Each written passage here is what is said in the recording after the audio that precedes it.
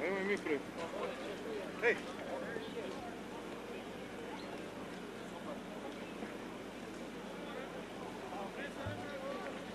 Mislim da se s ove strane bolje vidi.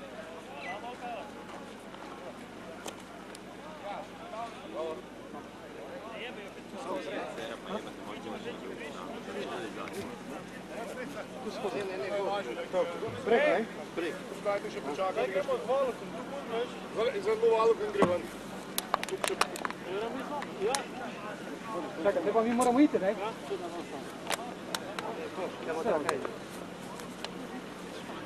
Vike! Idi povedaš tam dalje, to spod snaka. Ja, smo se že zmenila. Ne, to ne bojo šli ven, to bo najlažje.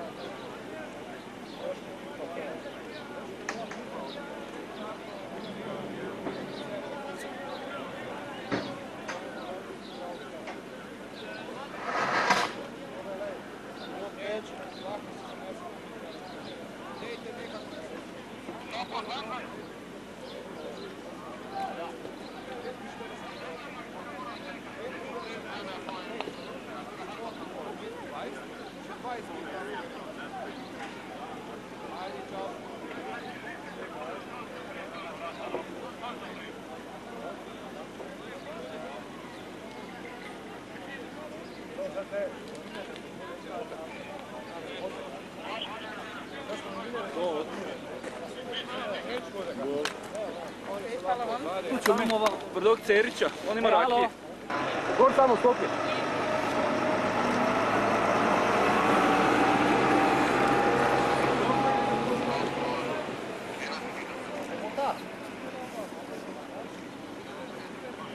Znači ovo možeš...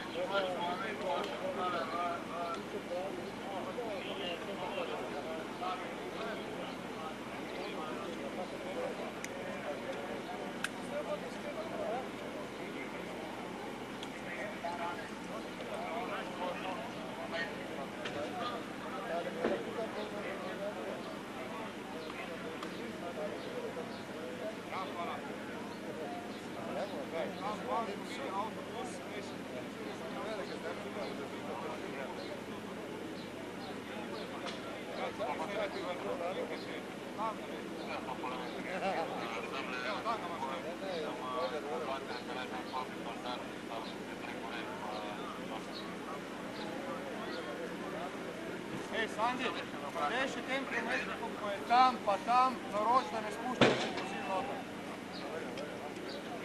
Sluša?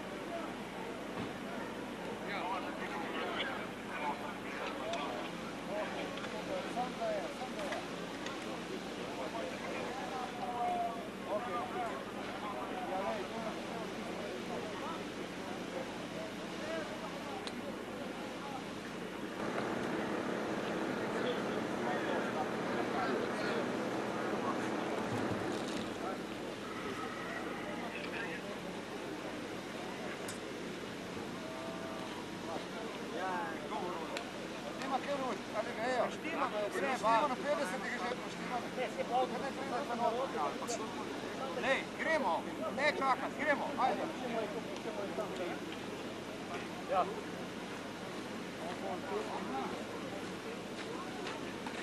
Van, ti moraš taki tak samo preštet, nič drugega, pa voznika popisati.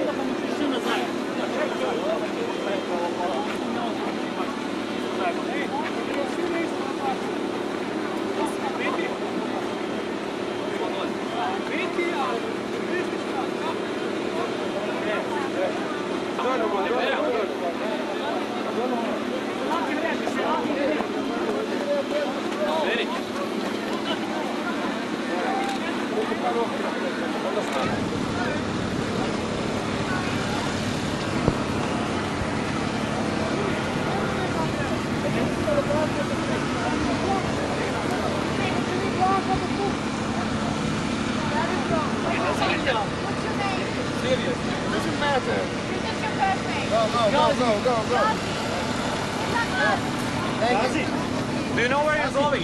Yes. I think the other camp, these are also holders.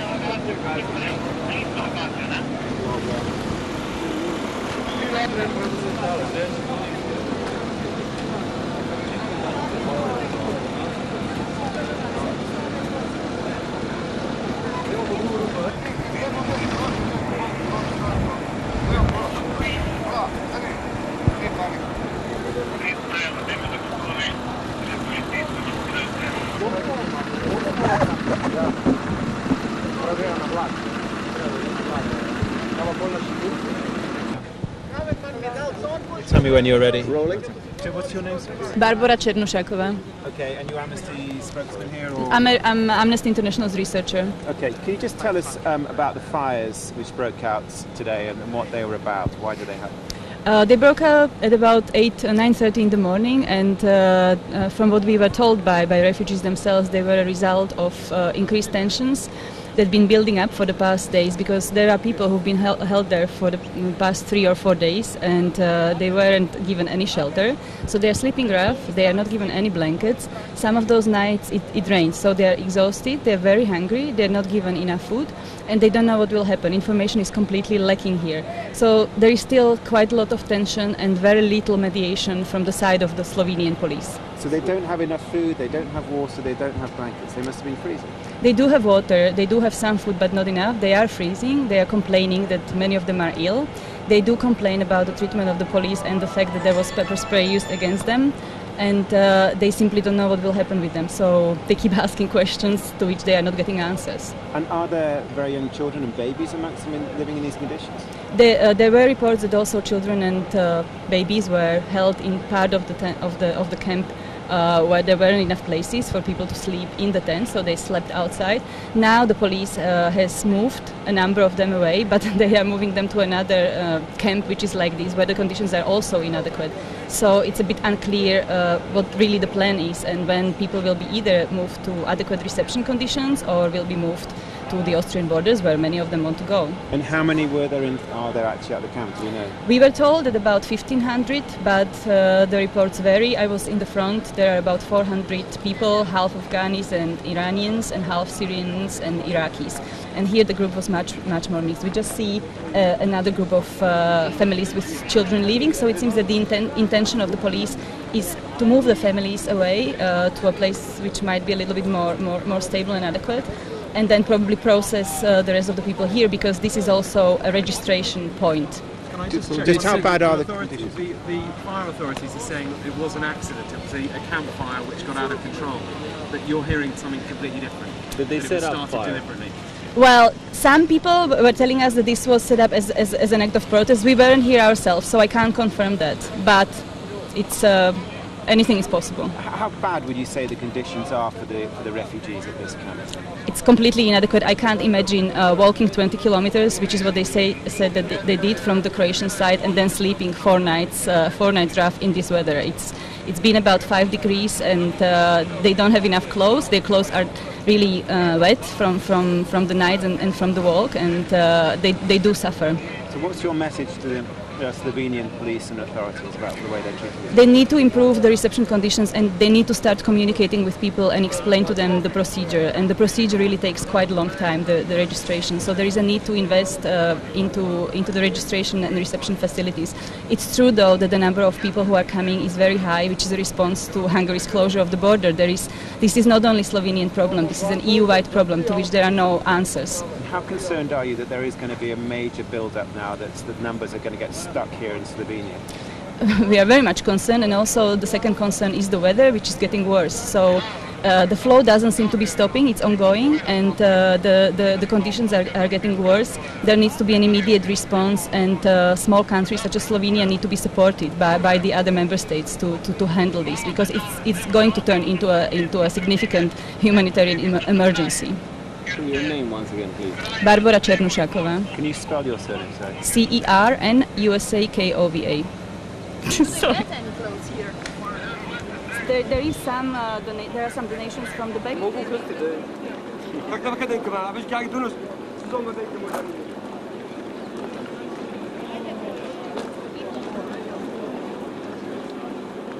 Hey.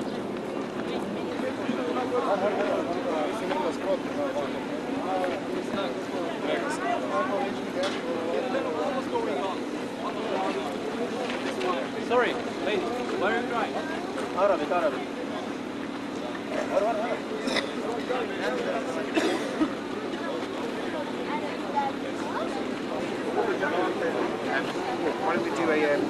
Why don't we do an our slide?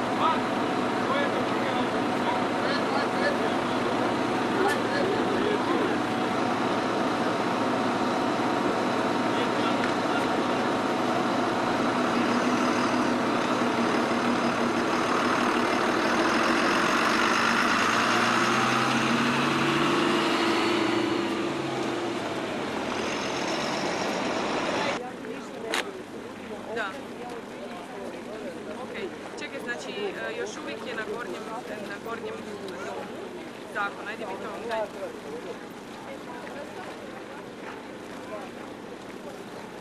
Da prihvati rok 8 dana da razmotri prijedlog odluči, 7 dana da razmotri prijedlog odluči hoće li ga prihvatiti ili ga vratiti ponovno u parlament.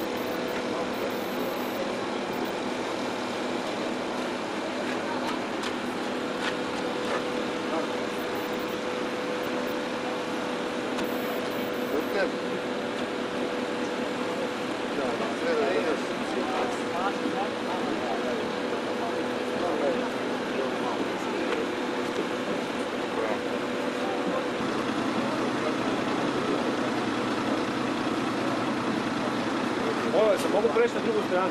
Ne.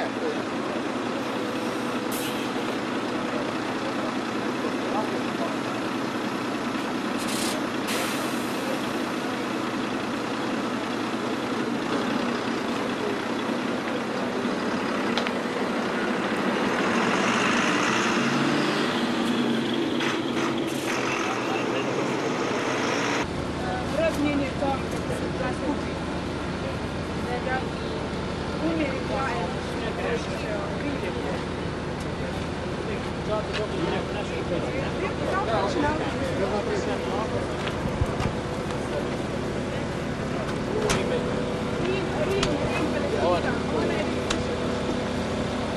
Volontirate ovdje?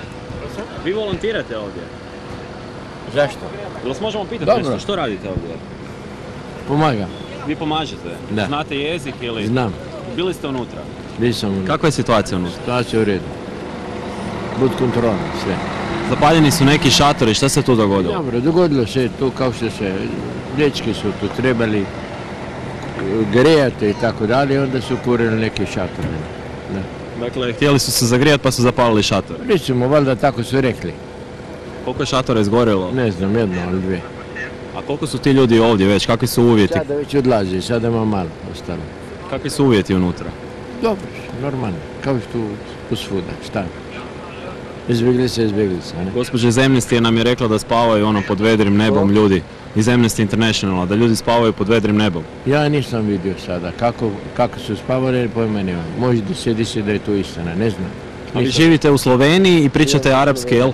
Pazite samo da, okej. Dajte mi recite šta vi mislite o cijeloj ovoj situaciji? Situacija je luda, nenormalna, ne? Ako toliko broj ljudi na jedan put dolazi, znate, izvan kontrola, ne? Sigurno će biti teško, ne? Jako teško. Kažu, nemaju vode, nemaju hrane, a šta ćeš? Vi im pomažete u smislu da prevodite policiji? Nije mi bitno, pomažem. Dobro. Hvala, kako se zovete? Čovjek. Dajte nam neko ime da vas potičemo. Neću reći. Ja imam drugu funkciju, ne? Dobro, hvala vam.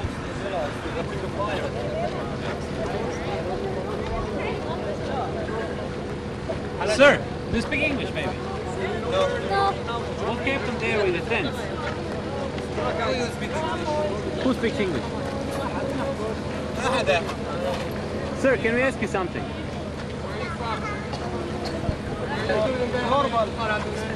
What happened there with the tents? I don't know. I go to Germany because my family is both Ramet.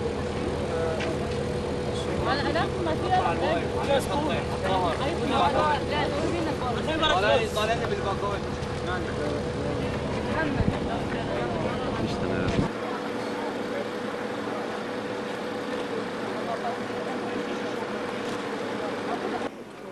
Guma neka zadnja. Ma da.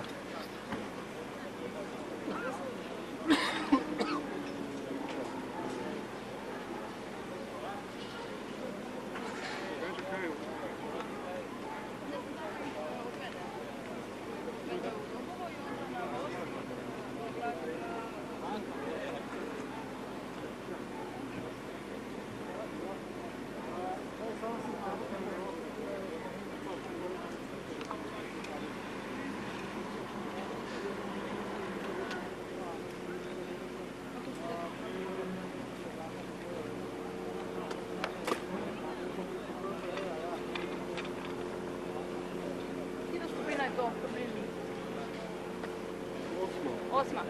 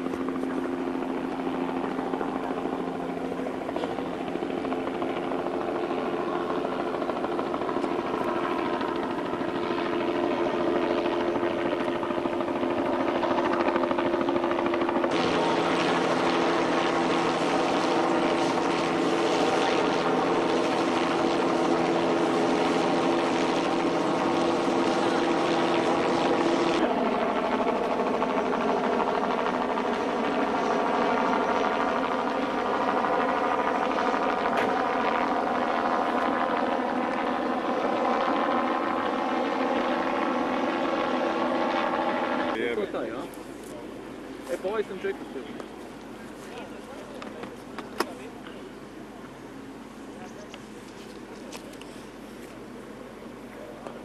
Joj, kakva kontra, imam crne siluete i bijeli dim. Drži ovaj šator u kadru.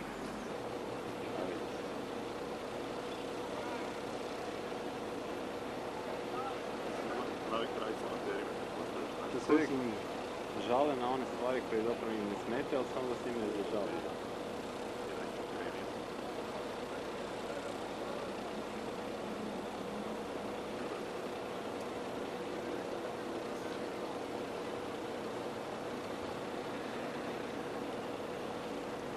Thanks a lot.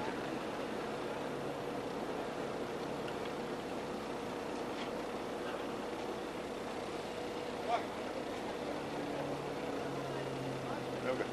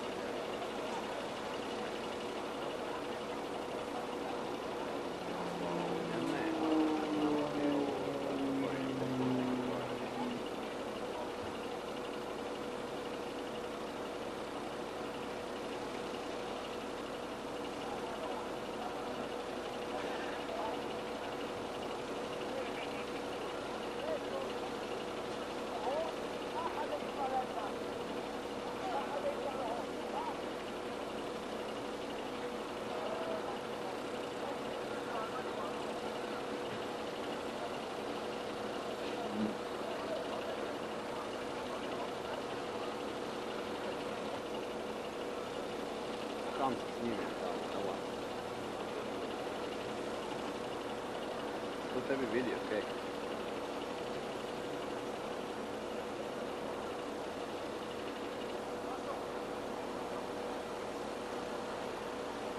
Nemoj se mrdati.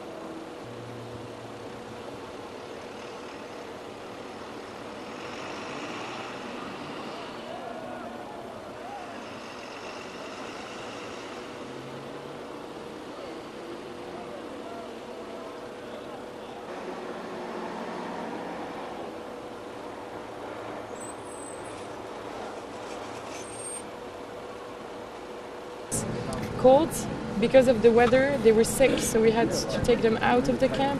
A lot of people were separated from their families, and I think that was the most difficult. So the Red Cross took the names, a list of the names, and we tried to reunite most of them because the women were leaving by bus and most of the families were there.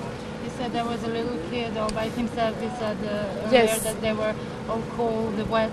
Yes, there's one kid. He was all by himself in the camp. Somebody came to me from the refugees and told me that they were helping us, and apparently he had nobody. He was looking for his father, and he was 4, and so a family took him and took care of him. There was his cousin. He was 17 years old, and so his cousin and him were brought out of the camp by the Red Cross, and they're looking for their dad, but they don't know where he is. We don't know if he's in Croatia. We don't know if he's in Slovenia, so no idea on that, but there were many families in that case.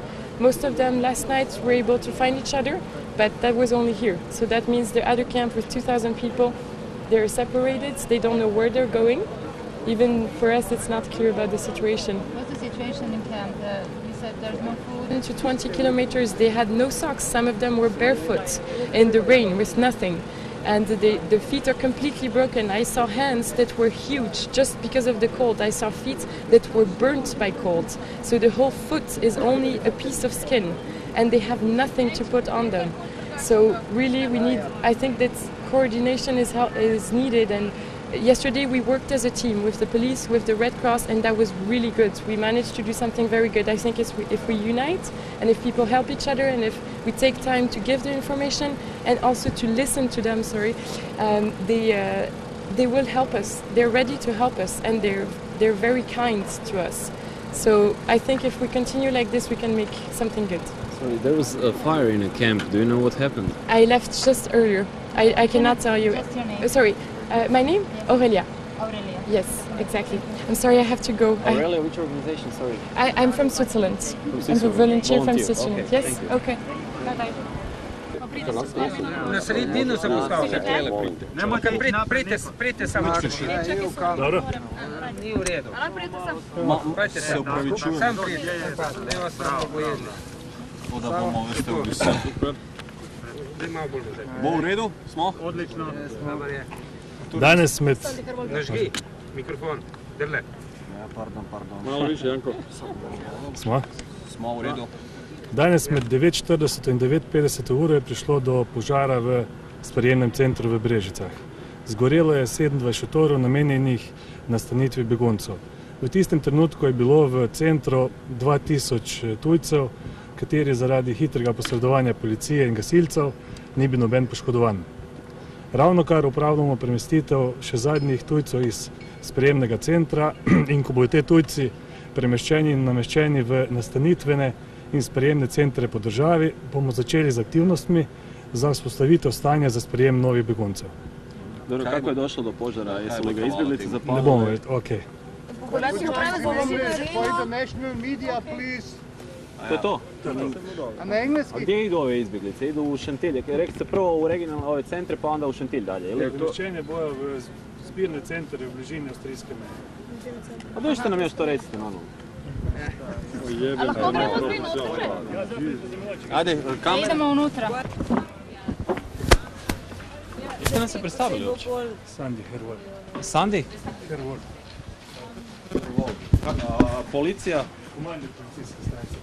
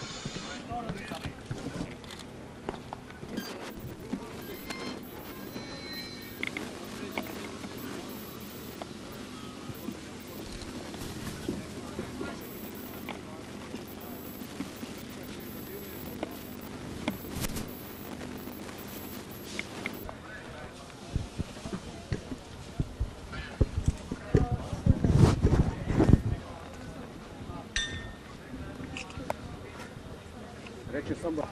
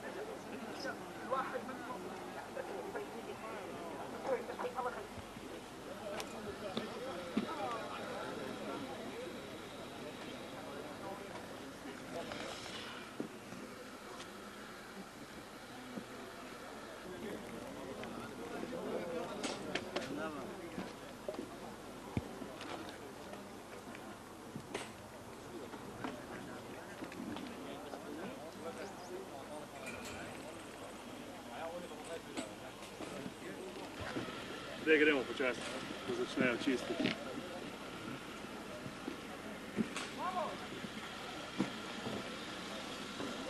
Gremo kaj tam, da jim bo. Desno sem cera. Kreniš.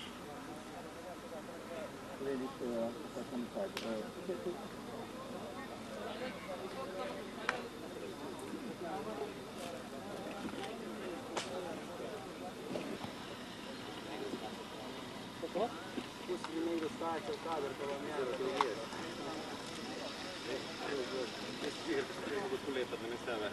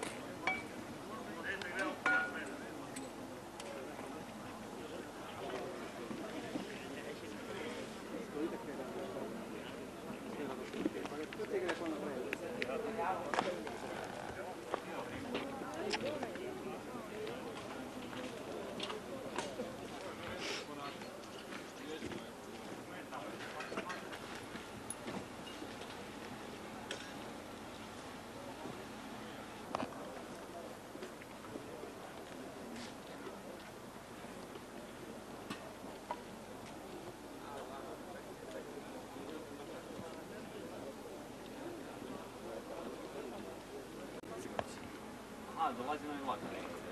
Ne, dve čekam. Sem jutro prišel. Ustrezne podatke, mi poskušamo organizirati naše delo. Jaz delam na področju zaščite reševanja, sodelujemo z vsemi prostovoljci, tako da je moje delo vezano izključeno na ta del in na podlagi odločitev oziroma informacij policije potem vse ustrezno pripravimo za namestitev. Volonteri kažu da nema hrane, mislim, nisu imali hrane, čak u jednom trenutku ni vode. Informacije, da hrane ni bilo, gotovo niso čisto resnične, težko pa je bilo pravočasno oziroma v minuti, uri zagotoviti hrano in vodo vsem, ki so prihajali, bom rekla, nenapovedano za nas prostovoljce. Enote, ki so bile na terenu, so se trudile čim prej zagotoviti in lahko zatrdim, da hrane in vode je bilo sproti dovažano in razporejano po terenu, kakor se je najhitreje seveda tudi dalo. Kako je tukaj dobil požar? Kako je to izgledalo? Za ta požar, v bistvu, kaj je razložilo begunce? Težko govorimo o vzrokih, bolje, da govorimo o tem, kako se bomo poskušali potruditi, da zagotovimo spet, da kako je pa policija to v bistvu obravnavala, oziroma so bili kos situaciji v bistvu? Policija je sigurno kos situaciji, vse ostalo pa ni v moji pristojnosti, predvsem je moje delo na področju humanitarstva in priprave bivalnih in ostalih pogojev za delo migrantov. Kako hitro dobijo prvo hrano? Jaz mislim, da bi bilo razumno. Kako hitro? Koliko časa bi lahko tole pripravili za sprejem vode? Rekli ste, da najhitreje. Kako hitro je to? Od prihoda v sprejemni center so tu že čakale ekipe Rdečega križa, Karitasa, Adre, se pravi prostovoljcev, civilne zaščite in takoj, ko so bili te postopki usklajeni, seveda je bila na voljo tudi hrana, voda in vse ostalo. V času? Koliko ur so morali čakati, ali pa minut, kakorkoli, da veste, da so dobili prvo, ne vem, steklenico vode, prvi nek obrok? Takoj, ko so prihajali, so tisti, ki je bilo nujno potrebno, se jim je dalo najprej voda, tako kot rečem, ko je bil postopek zaključen, tako kot so iz avtobusov prihajali prek teh sprejemnih točk, so tam čakali te naši člani in jim to tudi poročali. Kaj pa so dobivali za jesti?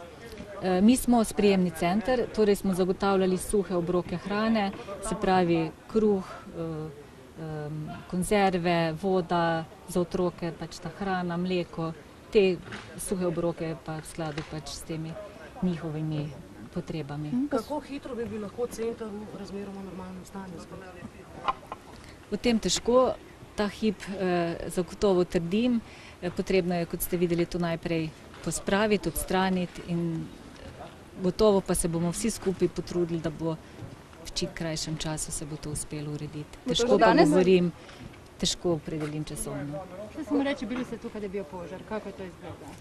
Žal nisem bila ta trenutek tu, ali pa če bi rekla, da morda na veselje, ker je bilo zelo žalostno videti to situacijo zdaj ali pa prej. Moram reči, da so vsi prostovoljci, ki so tu sodelovali, vložili veliko svojega truda, energije, prostega časa, srčnosti v to pripravo. Zato mi je drago, da nisem videla, kako je to pogorelo. Veliko opreme ste izgubili, kako boste nadomestili? Tako je, veliko opreme smo izgubili, to je oprema, ki je bila zagotavljena iz državnega logističnega centra.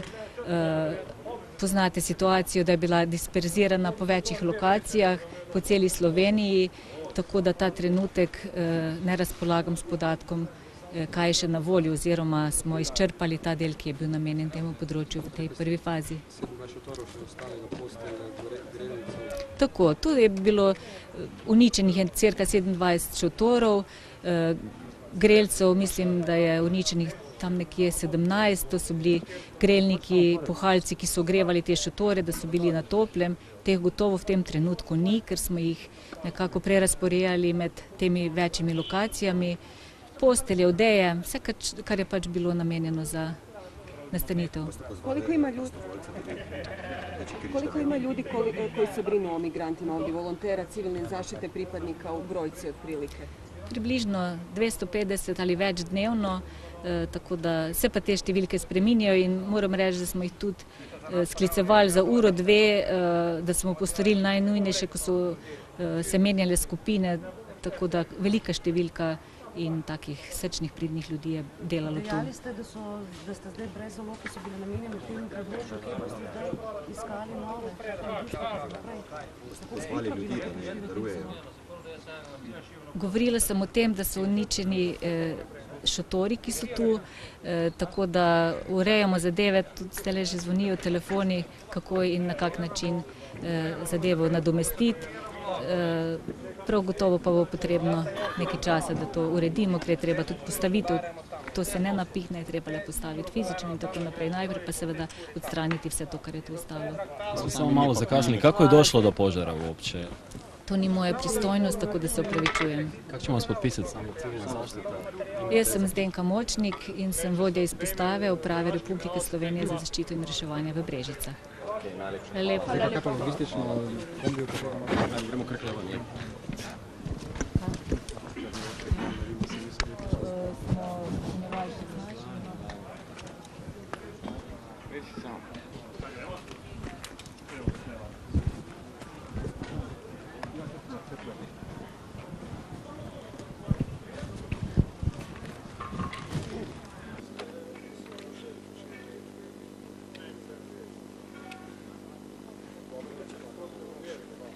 Ali mi smo zagreti, mi smo zagreti.